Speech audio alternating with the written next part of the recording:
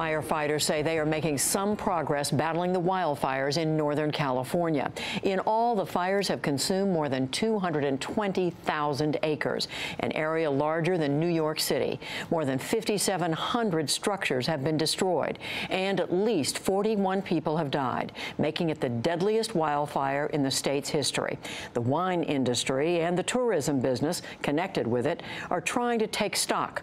More than $50 billion in California's economy comes from the wine business, and nearly 24 million people visit the region for that reason every year. Special correspondent Joanne Jennings reports from Napa County.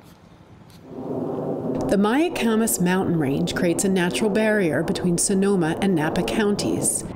And it is here where the massive Nuns Fire is posing a tough challenge for some 11,000 firefighters who are taming the blaze with aircraft and units on the ground. We're going around and making sure none of these fires that are still smoldering and smoking, we're not gonna get another big fire out of them. Even as firefighters are battling shifting winds, owners and workers in wine country are trying to determine just how much damage has been done. The Tony Highlands gated community was among the first to be consumed by flames when the Atlas Fire raced through this canyon, leaving several mansions in rubble. Down the hill at the Silverado Resort, charred remnants of the Safeway PGA Tour remain. The major golf event had just wrapped up last Sunday afternoon, a few hours before flames engulfed tents and grandstands, forcing spectators and athletes to evacuate. Do you see how it burned right up to the retaining wall here? Yeah. Silverado resident Steve Messina stayed behind and shot video of fire crews containing the flames, which consumed some condos. Within minutes, flames raced 3 miles down Silverado Trail, home to several storied hillside vineyards. Most wineries in the region have been spared the worst, but hundreds suffered some damage, and at least 8 vineyards have been significantly damaged or destroyed.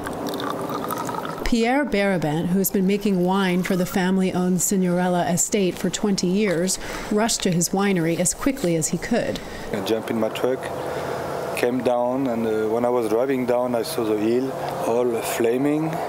2 vineyard workers joined him to help save the estate's tasting room. But the smoke was getting very thick, and the wind was very strong, and after an hour, we couldn't breathe anymore. On the moment, I was so upset. It was rage, See, I couldn't do anything, but it was like fighting a giant. The tasting room, which also housed the winery's office and a dining room, burned to the ground. But Barabant says he wants to focus on what survived. Seed is still green. Fortunately, he said, the fire stopped short of reaching the vineyard, the crush pad, or any of the barrels of wine stored on site.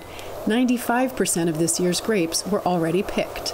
To be on the safe side, Barabant is taking these samples to a lab to make sure the juice is not too acidic for winemaking. If the crops are okay, a staff of 25 employees will have jobs to return to. As the fires begin to recede and the smoke clears, people here are beginning to wonder when the tourists who fuel much of the economy will return.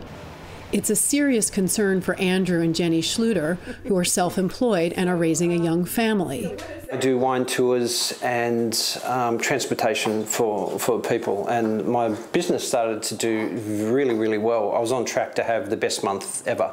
Andrew just bought this new SUV, which has been idle in his driveway collecting ash. Let's do the border first. What do you think? Jenny is a personal trainer and has family who lost their homes in the fire. She's just not sure how they're going to make ends meet. I think we're just overwhelmed, and the uncertainty is kind of scary. We will hopefully get by for a while, but we might have to make some hard decisions shortly. While fires burn nearby, some vineyards are already open to tourists. At the Raymond Vineyard, workers are crushing grapes at a feverish pitch. The tasting room is open for the first time since the fire started. Jeremy and Erica Moore arrived from Tennessee on Saturday. They considered canceling their trip, but decided the best way they could help people here is to give them their business. On the one hand, a few hundred yards from here, you can see them, shuttling up with the helicopters, fighting fires. But then here, it's beautiful. They're doing some great tastings, and they're working outside, on the crops. So it's a weird combination of tragedy, but then at the same time, business must go on too. You could see those grapes have been sorted This is beautiful. Proprietor Jean-Charles Boisset owns several wineries in California, France, and Canada. But like many other people here, he and his family had to evacuate their home when the flames came dangerously close. Still, he's bullish about the future of the wine industry in this region. Napa has been one of the most amazing agricultural places in California for a long time, so it will survive those fires. And what I love as a Frenchman here in California is that amazing American positive attitude. You know, we will recover, we'll walk again, run again, and we will welcome all our guests and give them the dreams of fine wine. For the PBS NewsHour, I'm Joanne Jennings in Napa Valley, California.